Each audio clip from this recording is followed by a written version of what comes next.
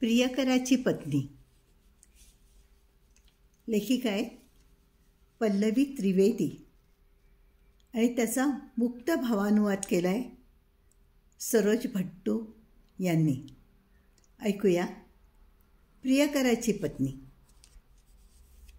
किती देखणी आहे नीलची पत्नी.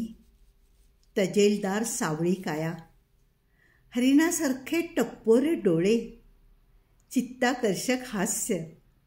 थोडी गडद निळ्या रंगाच्या चंदेरी साडीत ती फार शोभून दिसत होती. अगदी डौलदार दिसत होती. त्या दिवशी ऑफिसच्या पार्टीत एकटीच जरा दूर थंड पेयाचा ग्लास घेऊन बसलेली पाहिली मी तिला. अधूनमधून आमची नजरानजर होत होती. खरं तर पूर्वी आमची भेटगाठ झाली होती, पण तिने नजरेतही अजिबात ओळख दाखवली नाही. खूप वेळ विचार करत होते मीच जाऊन भेटू का. वाटत होतं समजा मीच जाऊन तिला भेटले नाही तर तिला माझ्या आणि नीलच्याबद्दल शंका आली तर. भेटू की नको या विचाराने मनात चलबिचल निर्माण झाली.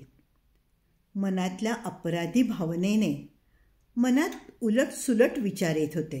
शेवटी मीच गेले तिला भेटायला. खरं तर फक्त तिला ओळख दाखवून ख्याली खुशाली विचारावी या हेतूनेच गेले होते. पण का कुणास ठाऊक जवळ जाताच मी तिला हलकेच आलिंगन दिलं.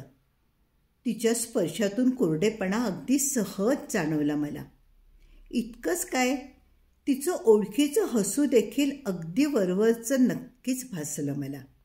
कदाचित आमच्याबद्दल तिला काही कळलं तर नसेल. मनात शंकेची पाल चुकचुकली. तसं तर नील म्हणतो बायकोला काहीच माहिती नाही म्हणून, पण एक स्त्री म्हणून दुसऱ्या स्त्रीला मी जितकं ओळखू शकते तितकं कोणताही पती आपल्या पत्नीला ओळखू शकणार नाही. अशा माझ्या काहीशा चिंतित मनस्थितीत मी तिला माझ्या पतीबद्दल मुलांबद्दल सांगू लागले. फारसं लक्ष न देता ती फक्त एवढंच करत होती. ऐकत तरी होती की नाही कोण जाणे. आणि हे असं चालू असताना मध्येच तिने तिचा मोबाईल टेबलवर ठेवला. तिच्या मोबाईल स्क्रीनवरचा फोटो पाहून मला धस्सच झालं. एकदम रडू फुटेल की काय असं वाटू लागलं. स्क्रीनवर नील तिचं ओठांवर ओठ टेकवत चुंबन घेत होता. बरंच झालं स्वच्छतागृहात जाण्याच्या निमित्ताने ती उठून गेली तिथून. नील मान्य करो किंवा नाही, पण आता मात्र माझी खात्रीच पटली. तिला आम्हा दोघांबद्दल नक्की माहीत होतं.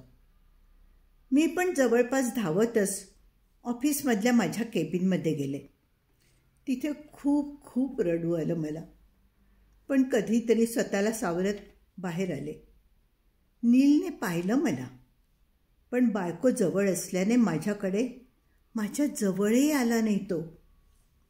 आणि अचानक मी एकदम बेचैन झाले. हे काय करते मी. तिचं पण नीलवरती प्रेम असेल. किती मनाची घुसमट होत असेल तिची. किती दुःख.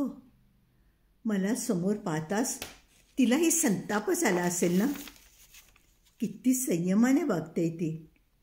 मी स्वतःला तिचे अपराधी मानत होते, पण नील मात्र स्वतःला तिचा गुन्हेगार मानतच नाही. मग मला तिच्याबद्दल इतका विचार करण्याची गरजच काय. मी खरं तर माझ्या पतीबद्दल अधिक विचार केला पाहिजे. खरं तर मीच त्याला धोका देत नव्हते का. मी कुठे माझ्या पतीशिवाय इतर पुरुषांशी संबंध ठेवू इच्छिते. कबीर एक पती म्हणून खरंच खूप चांगला आहे. प्रेम, काळजी घेणं, मानाने वागवणं, कशातही तो कमी पडत नाही. पण लग्नानंतर मला असंच वाटतं की हे सारं तो फक्त कर्तव्य म्हणून करतोय. त्याच्या स्पर्शाने मी उत्तेजित नक्की होते, पण त्याच्या स्पर्शात प्रेमाची ऊब नाही जाणवली कधी. पण नंतर जेव्हा मी नीलला भेटले तेव्हा कधी आणि कशी त्याच्या प्रेमजालात गुरफटत गेले कळलंच नाही. नीलबरोबर येणारे सारे प्रेमानुभव कबीरच्या सहवासात जाणवलेच नाहीत. नीलचं माझ्याकडे बघणं, स्पर्श करणं, चुंबन घेणं सारं इतकं मोहमयी होतं की त्याच्याबरोबर मी कशी वाहवत गेले मला कळलंच नाही. नीलला भेटले तेव्हा जाणवलं मला की प्रेम ही आमची जणू अगदी मूलभूत गरज आहे. कबीरवरही मी खूप प्रेम केलं, पण कुणाकडून तरी आपल्याला खूप प्रेम लाभतं ही किती सुंदर गोष्ट आहे. मला ते माहितीच नव्हतं. त्या प्रेमाला मी मुकेन अशी भीती वाटत होती की काय कोण जाणे. नीलच्या बाबतीत मी कदाचित फार पॉझिटिव्ह झाले होते, इतकी की त्याला आवडेल असंच बनण्याचा प्रयत्न करू लागले. काहीही करून तो माझी साथ सोडून जाऊ नये यासाठीच हे सगळे प्रयत्न होते ना. एक असुरक्षितता मनात घर करून राहिली होती जणू. नीलच्या प्रेम रंगात रंगलेली मी दुहेरी जीवन जगू लागले. खरंच प्रेम इतकं विवश करू शकतं का की स्वतःच्या आवडीनिवडींच्या विरुद्ध वागतो आपण. कधी कधी तर भीती वाटते माझ्या याच वागण्याचा तर मोह पडत नसेल नीलला, म्हणूनच तो प्रेम करतो इतकं माझ्यावर. आता तर कबीरचा स्पर्शही नकोसा वाटतो मला. जणू काही मनासारखंच शरीरही फक्त नीलचं झालं होतं. कबीरबरोबर प्रेमचेष्टित करताना वाटायचं हे सारं लवकर संपावं. जसा मला आता नीलचा स्पर्श आवडतो तसंच नीलला सुद्धा आपल्या पत्नीबरोबर प्रेमाचं नाटक करत असेल का. फोटो पाहून तर काही असं वाटत नव्हतं. कधी कधी वाटतं कबीरसुद्धा अशा एखाद्या विवाहबाह्य संबंधात अडकला असेल का. जेव्हा मी मनात खूप घाबरत त्याला सुचवलं की आपण वेगवेगळ्या खोल्यात झोपूया तेव्हा इतक्या पटकन त्याने मान्य कसं केलं.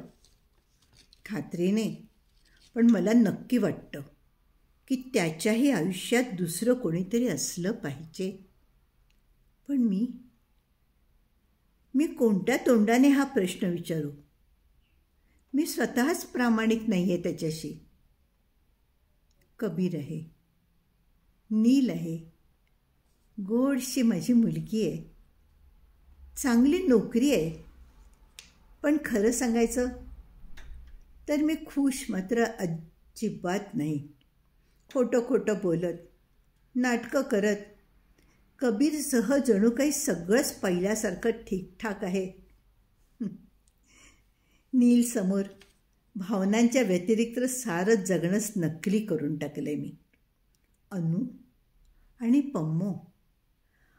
आणि पम्मो यांच्यामध्ये झुलताना खऱ्या अनुपमाचा जणू शोध घेते मी, जी मला कुठे सापडतच नाही आहे. चूक बरोबर द्वंद्व माझ्या मनात सतत सुरू आहे. नीलला भेटायची मनातली असोशी कधीच जात नाही आणि त्याच्या पत्नीच्या संबंधी विचारांनी एक वेगळीच आग मनाला जाळत राहते. नीलने तर सांगितलंच आहे की तो त्याच्या पत्नीला कधीच सोडणार नाही. मी स्वतःसुद्धा माझ्या मुलीच्या प्रेमाखातर कबीरला नाही सोडवू शकत. नील रोज घरी गेल्यावर आणि सुट्टीच्या दिवशीही मला फोन किंवा मेसेजही करत नाही. मी जाणते पत्नी किंवा मी यातून एकीला कोणाला तरी निवडावं लागलं तर तो पत्नीचीच निवड करेल, क्षणार्धात मला सोडून जाईल. मलाही कधी अशी निवड करायची वेळ आली तर तर मी काय करेन?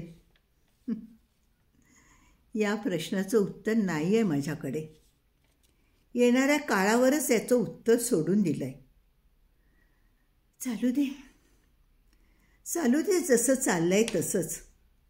सारे विचारांचे गुंते, मनाची बेचैनी आणि अपराधीपणाची खंत असूनही हाच पर्याय सुचतोय मला. आज जर देवाने मला एखादं वरदान मागायला सांगितलं तर मी म्हणेन, मला आयुष्यातले ते दिवस, तो काळ परत दे, जेव्हा माझ्या आयुष्यात नील आणि कबीर दोघेही नव्हते.